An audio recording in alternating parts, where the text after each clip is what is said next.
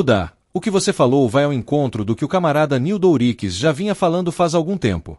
Acabaram-se os movimentos e com isto a esquerda ficou sem pai nem mãe, sem rumo. Aí eu te pergunto, vai ter como novamente juntar as massas, falar de revolução, de transformação social como no século XX? Acho que estamos numa tremenda enrascada. Oi, Sérgio, deixa eu te falar um negócio. Esse negócio de previsão não é coisa de cientista. Então, deixa eu te falar um negócio. Esse negócio de, vão acabar com o mundo, a bola de futebol vai virar holograma.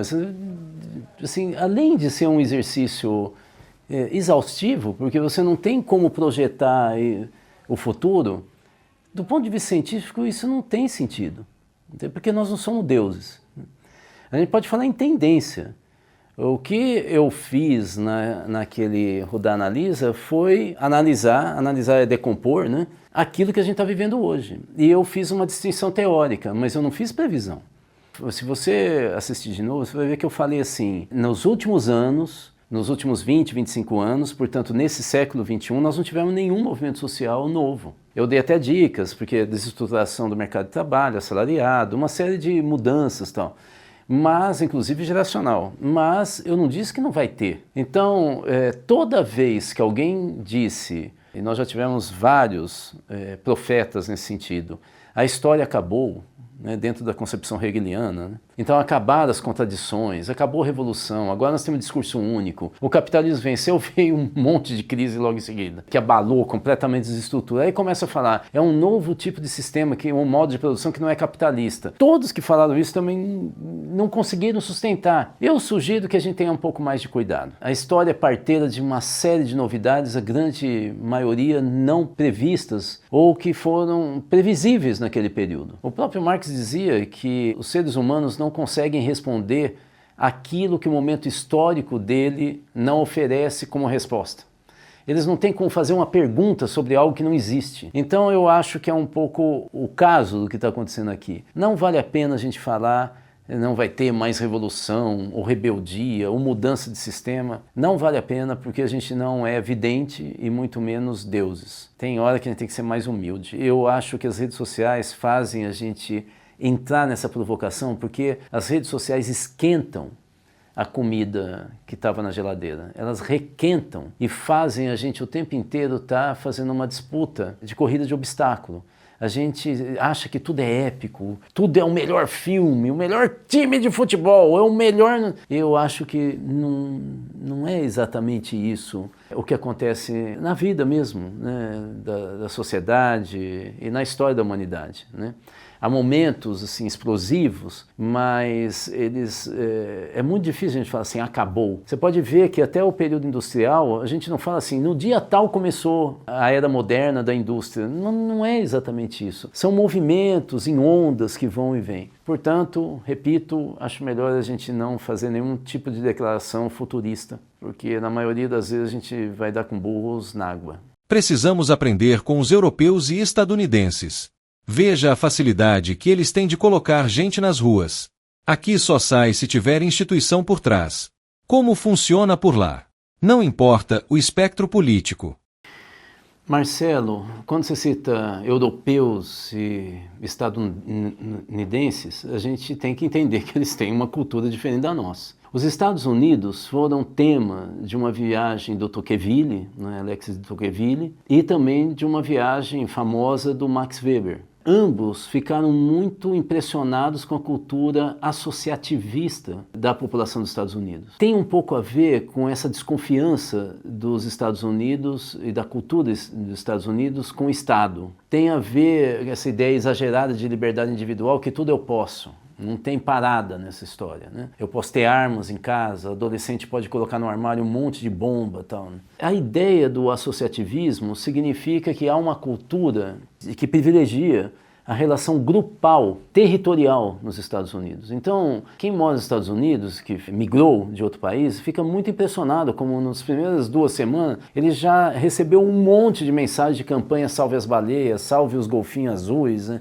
Salve a planta lá da Mongólia que vai ser extinta.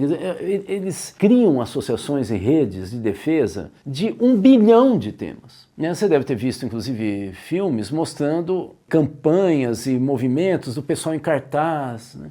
é uma coisa toda organizada nos Estados Unidos, fica andando em volta da Casa Branca ou do Congresso, com aqueles cartazinhos lá, não sei o que e tal. Bom, vocês veem que até a campanha dos Estados Unidos, e principalmente da Inglaterra, ela é feita na rua com grupos pequenos, às vezes de 30 pessoas, 100 pessoas. Não. E não são as multidões que a gente tem no Brasil. Então a primeira questão é isso, eles têm uma cultura associativa, com exceção dos grupos vulneráveis e marginalizados. Aí sim a revolta lá é quente. Mas nós também temos nessa história reações importantes, inclusive reações violentas. É o caso, por exemplo, dos Panteras Negras, né?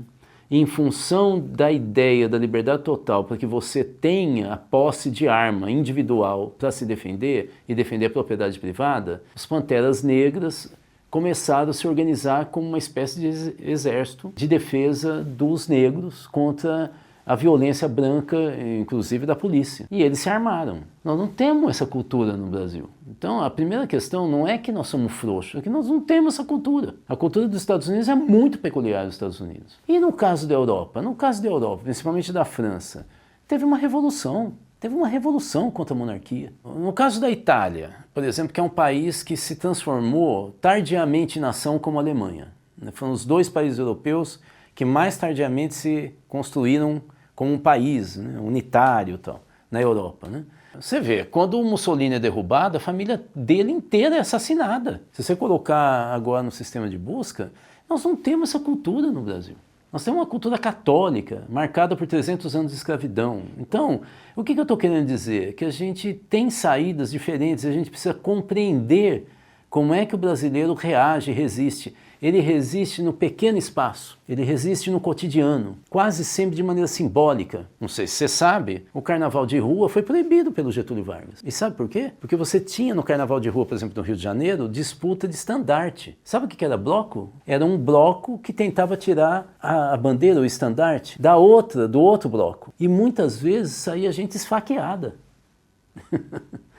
Ou seja, você está vendo que nós não somos um povo pacífico, mas a nossa reação, ela se dá nos espaços pequenos, no mundo privado. E é aí que vem as resistências. Talvez exatamente porque isso tem a ver um lastro dos 300 anos de escravidão. Imagina um negro escravo reagindo, levando tapa e morrendo, pregado, tendo uma canga no pescoço e morrendo de sede, preso num pelourinho.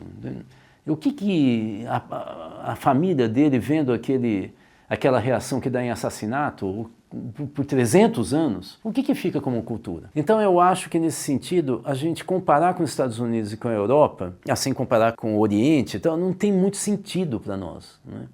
Talvez pela história de colonização e ataque, os africanos achem aquilo que você está falando dos Estados Unidos e da Europa a mesma coisa da gente. Nós somos brasileiros saímos na rua toda hora, e somos festeiros e não deixamos ninguém falar. Eu acho que a gente tem que ter um pouco de cuidado e entender um pouco a nossa história e a história dos outros países a partir da cultura da nação. Esse programa é um oferecimento do Instituto Cultiva, mais de 20 anos com foco na educação para a cidadania e participação social. Saiba mais no site institutocultiva.com.br.